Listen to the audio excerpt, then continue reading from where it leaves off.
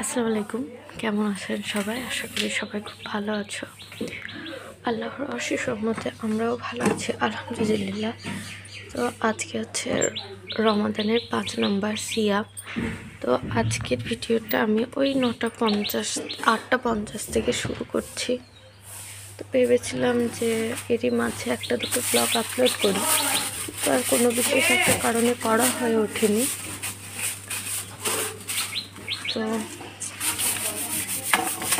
চলো একটু শেয়ার করি আজকের ব্লগটা।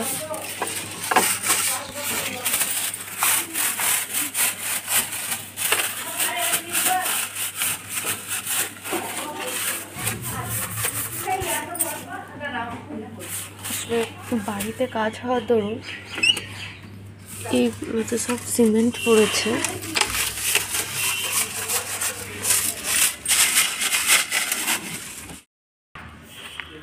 শুধু দেখুন যে কিভাবে সিমেন্ট আসে।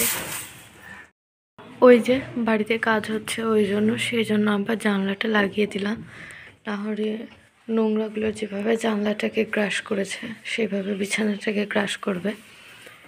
তো যাই হোক, এরপর আমি ঘরগুলোকে খুব সুন্দর করে ঝাড়ু দিয়ে নেব, আর যে হেল্পিং হ্যান্ড আছে সে এসে ঘরটাকে সুন্দর করে মুছে দিয়ে যাবে।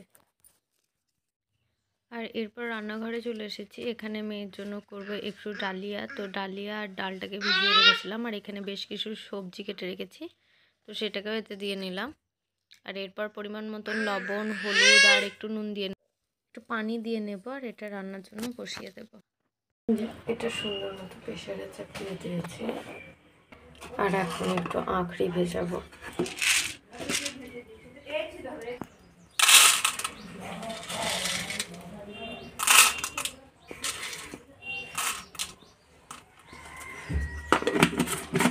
এই আখড়িকে তোমাদের ওইদিকে কে কি বলে জানিও।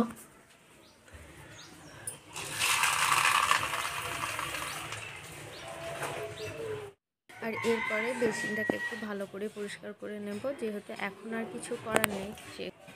এটা পরিষ্কার করা হয়ে গেছে। এরপর ছোট রাজকন্যাটার গা ধুয়ে দেব, আর এখানে ওর জামা কাপড় রেডি করে রেখেছি। আর এরপরে রাতে খাবার জন্য সবজিটাকে করে নিয়েছি।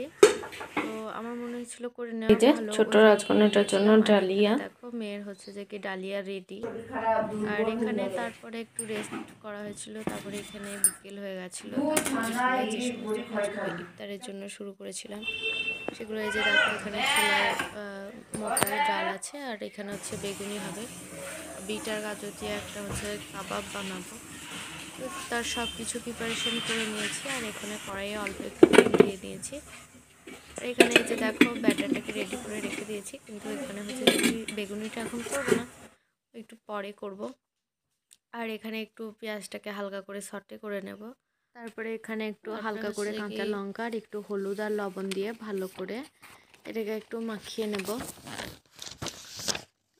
তো এরপরে হচ্ছে যে কি বিট আর গাজরটাও দিয়ে দেব। এটা শুধুমাত্র বিট দিয়ে করা যায়, কিন্তু আমি বিট আর গাজর দুটোই ব্যবহার করেছি। তো তোমরা চাইলে দুটোকেই ইউজ করতে পারো, আবার চাইলে শুধু বিটটা দিয়েও করতে পারো। তো এটাকেও হালকা ভাজা ভাজা টাইপের করে নেব। আর এই যে দেখো, এটাকে আমি একটা সাইডে তুলে রেখেছি, আর এখানে একটা আলু সিদ্ধ করে নিয়েছি, এটাও লাগবে। এটা আমি ঘুগনি করার সময় তখনই করে নিয়েছিলাম। আর এরপর হচ্ছে আলু বিটটা ভালো করে মাখিয়ে নেব, আর এখানে ধনেপাতাটাও এর সাথে অ্যাড করে দেব। আর এরপর হচ্ছে এখানে আমি একটু জলজিরা ব্যবহার করেছি, মানে স্বাদটা একটু ভালো করার জন্য, কিন্তু তোমরা চাট মশলা বা ম্যাগি মশলা ব্যবহার করতে পারো। আর এখানে দিয়েছিলাম অল্প একটু বেসন। আর এরপর এটা সুন্দর করে একটা টিক্কির মতন শেপ দিয়ে নেব। তো এই যে দেখো, এখানে শেপটা দিয়ে নিয়েছি। আর এরপর এখানে তেলটাকে গরম করে নেব, আর এখানে ভেজে নেব এইগুলো। আর এদিকে দেখো, এখানে একটু ডিম সেদ্ধ বসিয়ে দিয়েছি। আর এই যে দেখো, টিকিগুলোকে এবার ভেজে নিচ্ছি। এখানে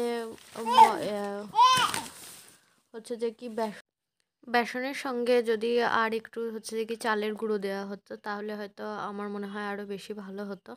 তো যাই হোক, বেশ ভালোই হয়েছিল, খেতে খারাপ হয়নি। আর এখানে এরপরে হচ্ছে যে কি বেগুনিগুলোকেও ভেজে নেব।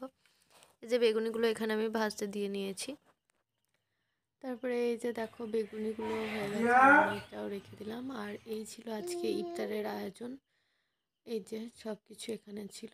আর সবশেষে ইফতারের চা, আমরা যারা চা ভালোবাসি তাদের জন্য। তো এই ছিল আজকের ভিডিও ভালো লাগলে অবশ্যই লাইক কমেন্ট করে দিও। আজকে ভিডিও এতটুকু, দেখা হবে পরবর্তী কোনো ভিডিওতে ইনশাআল্লাহ। Thanks for watching.